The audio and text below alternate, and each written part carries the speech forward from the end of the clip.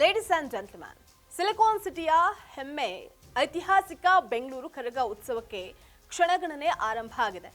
ಆದರೆ ಈ ಬಾರಿ ಕರಗ ಸಂಭ್ರಮದ ನಡುವೆ ಅನುದಾನದ ಕಿಚ್ಚು ಹತ್ಕೊಂಡಿದೆ. ಸರ್ಕಾರ ನಯಾ ಪೈಸೆ ಕೊಟ್ಟಿಲ್ಲ ಅಂತ ಅರ್ಚಕರು ಆರೋಪವನ್ನ ಮಾಡಿದ್ದಾರೆ. ಎಲ್ಲ ಸಿದ್ಧವಾಗಿದೆ ಅಂತ ಸರ್ಕಾರ ಹೇಳ್ತಾ ಇದೆ. ಇದೆಲ್ಲದರ ನಡುವೆ 20% ಕಮಿಷನ್ ಬಾಂಬ್ ಕೂಡ ಸಿಡಿದಿದೆ. ಅದೇನಂತ ನೋಡ್ತಾ ಹೋಗೋಣ. ವೀಕ್ಷಕರೇ, ನೆಲ ಜಲ ಭಾಷೆಗಾಗಿ ಪ್ರಾಮಾಣಿಕ ಪತ್ರಿಕೋದ್ಯಮ. ನೀವು ನೋಡ್ತಾ ಇದ್ದೀರಾ ಫೋಕಸ್ ಟಿವಿ. ನಾನು ನಿಶ್ಚಿತ.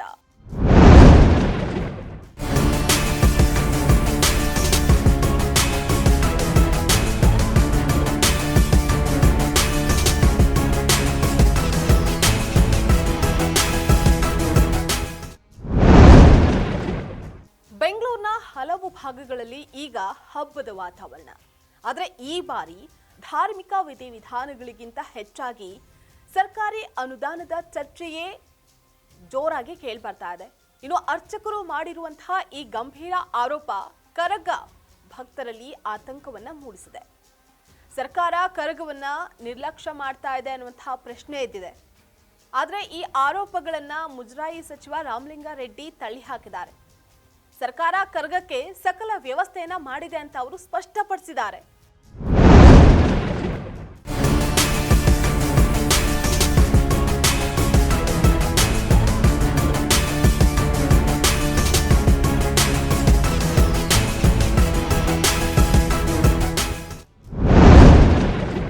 ಸರ್ಕಾರದ ಮಾಹಿತಿ ಪ್ರಕಾರ ಬಜೆಟ್ ಹಂಚಿಕೆಯಿಂದ 180 ಕರಗ ಮಹೋತ್ಸವಗಳಿಗಾಗಿ ಬಜೆಟ್ನಲ್ಲಿ 2 ಕೋಟಿಯನ್ನ ಮೀಸಲಿಟ್ಟಿದೆ. ಬಿಬಿಎಂಪಿ ಅನುದಾನದಲ್ಲಿ ರಸ್ತೆ ಮತ್ತೆ ದೀಪಾಲಂಕಾರಕ್ಕಾಗಿ 35 ಲಕ್ಷಕ್ಕೂ ಹೆಚ್ಚು ಹಣವನ್ನ ಬಿಡುಗಡೆ ಮಾಡಿದೆ.